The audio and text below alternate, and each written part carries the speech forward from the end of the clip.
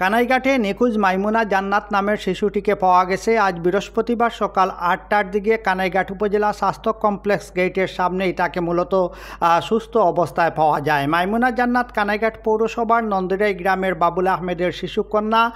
তারা বর্তমানে কানাইঘাট পল্লী বিদ্যুৎ পয়েন্ট নামক স্থানের এই বাসায় বসবাস করেন। তো মাইমুনা জান্নাত গতকাল সকাল ৭টার দিকে রায়গড় মসজিদের মক্তবে যাবার পথে নিখোঁজ হয়। সারাদিন তাকে খোঁজাখুঁজি করে না পেয়ে পরিবারের পক্ষ থেকে রাতে কানাইঘাট থানায় একটি নিখোঁজ ডায়েরি করা হয়।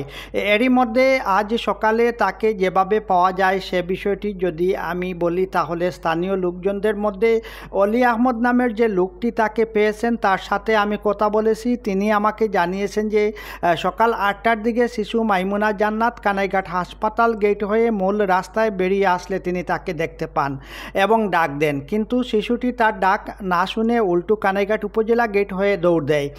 তখন তারা তার পিছু নিয়ে উপজেলা কমপ্লেক্সের পশ্চিম দিকে গিয়ে পাকড়াও করেন। এরপর তারা মাইমুনার বাসায় নিয়ে আসেন, কিন্তু শিশু মাইমুনা কেন বাসা থেকে বেরিয়ে গেল এমন কারণ জানতে আমি আজ সকাল 11টার দিকে তাদের বাসায় গিয়েছিলাম। সেখানে মাইমুনা জান্নাতের বড় ভাইয়ের সাথে কথা বলি।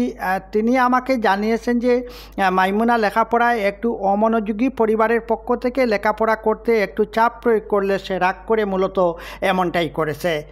আমিনুল ইসলাম, কানাইঘাট, সিলেট থেকে।